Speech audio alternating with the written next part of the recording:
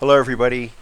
This is the Lighthouse. I am Tazlan, and we are here to watch kind of a different, cool comeback cinema. This is Volume 4, and it's an ending that we haven't seen before. It may be a while before we see again. I don't know. What if I told you that WinnieANKA, the man of many scouts from the European server, in an M41 Bulldog this time, only gets 2 kills, but gets a Kolobanov medal at the same time? You can sit there and figure out how he does it. It's pretty easy to figure out because we are in Sand River Assault Defense. So there's your hint. We got 1 arty apiece, 3 scouts apiece, and a lot of TDs on the enemy team. They have 6. His team has 4. And he has extra heavies to replace the TDs. So kind of a little bit opposite here. The team with TDs, normally you'd want to be on defense. The team with more heavies, you'd want to be on offense. But he's probably headed up the middle. Let's get this show on the road. Did that nice spotting ramp. We'll see where everybody goes here. Now when he submitted this, he said that he was basically in acts of desperation at the end, and he didn't think it was particularly good play, but he ends up pulling out a victory. So it doesn't matter whether you're playing bad or not. I think everybody can relate to the fact that some days or at some point in the game, sometimes you're just playing bad, but you still end up having a really good mission. And this is probably one of those for him.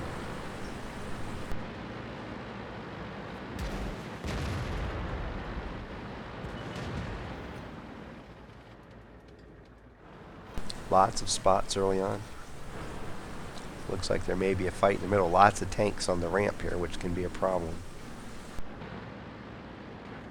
You have to be careful not to get in each other's way and block each other at crucial times. Oh, here comes another tank. Everybody wants to spot, and nobody wants to snipe.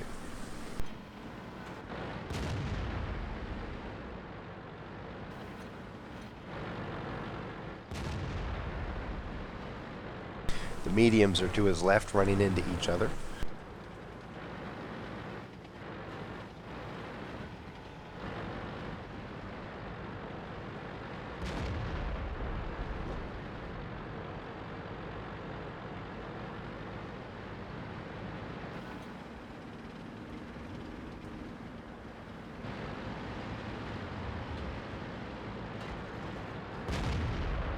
This 54 seems to be running into everybody.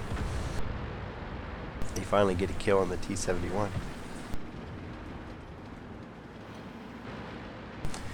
WinnieANKA is trying to keep people lit up.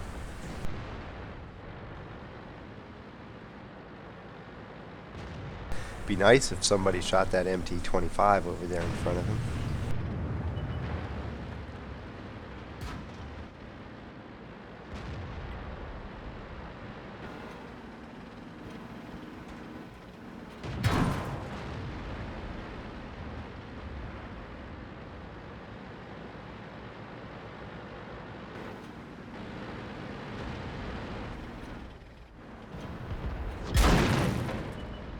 He's taking a little bit of damage here. His team is slowly getting some damage on the enemy team, but it's coming at a pretty high cost for him right now.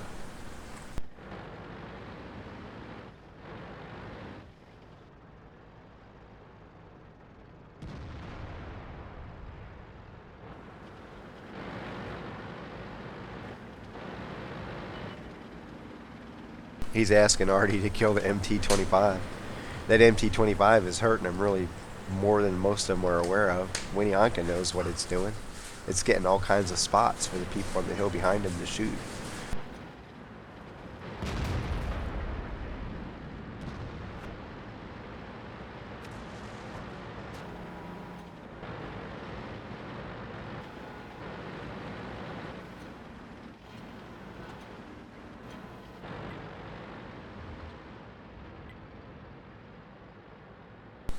And there's something else to take with you, whether you're in a scout or any other kind of tank.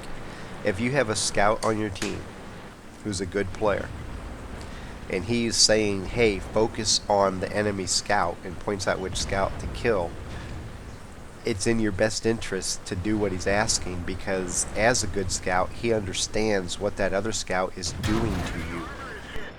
WinnieANKA knows the effect that MT-25 is having on his team. It's not a positive effect. He's getting WinnieANKA's team killed. They need to get him off that position.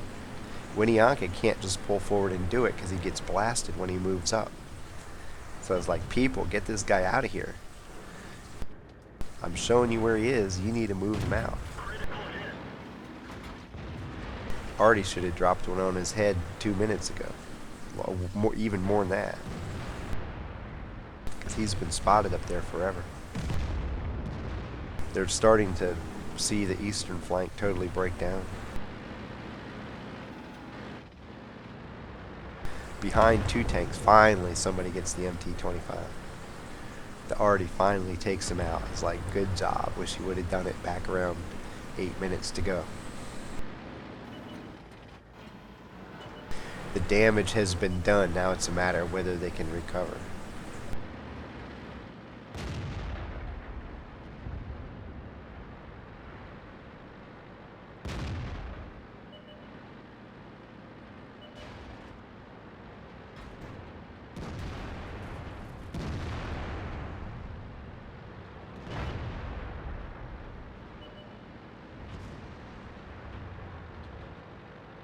Unfortunately, in a lot of battles, there's somebody who's like 46%, 44%, 49% who's very vocal about, do this, do that, don't do this, don't do that. And sometimes they actually say something that makes sense, but a lot of times they say something that's really horrible. And so a lot of people just get conditioned to not listen to anybody who says go do this or go do that. But when you especially have a good scout on your team telling you to get rid of an enemy scout, it is absolutely in your best interest to listen to what he's saying, because he, as a scout, knows how bad this other guy is hurting you.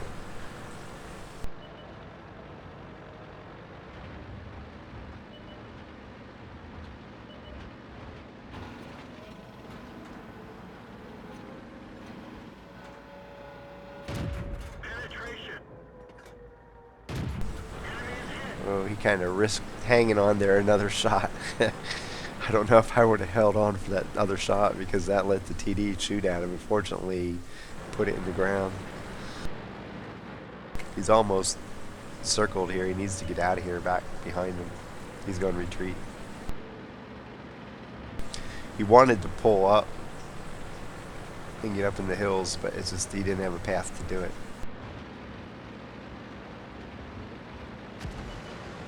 He's still flirting with disaster, because that RHM can take him out quick too. He has 2 big gun TDs on his side here. Now they're down 7-4.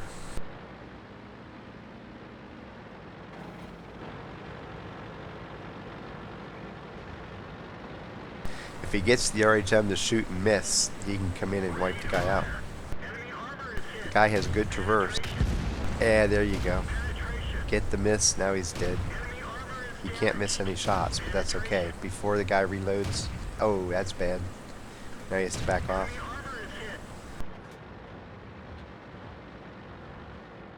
That one missed shot changed the game. It's tough when you're on the cusp of a hill like that,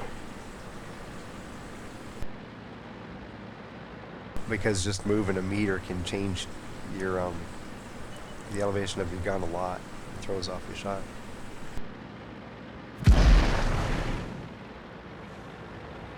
There already takes a random shot at him.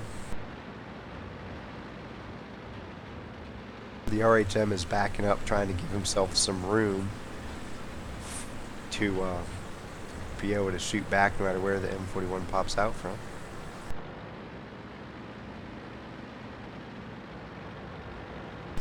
The ST1 is just sitting there. It could very easily just move down here and get a kill shot in the TD, but it's not doing it, so. There's 6 tanks down right now. Oh, RHM's looking the other way. He's going to be dead before he can fire. Now on to even bigger and badder TDs. Get a little drift action under control there. Back behind the dune. Up to the hills. STA's, oh, not good. That's okay. At least he wasn't reloading. Boy, it would have been disastrous if he had decided to reload. Evade the ramp. Take him out. Got a little help from a fire. Now we'll probably reload here. It's down to 1 on 1, 2, 3, 4, 5, 6. 1 on 6. But guess what, guys? Look at the time. There's only 33 seconds left. The enemy team totally lost their minds and forgot to cap. They can't catch him. All he's going to do is run and hide. They were so focused on killing all and milking this for all the damage they could get, they totally forgot to cap.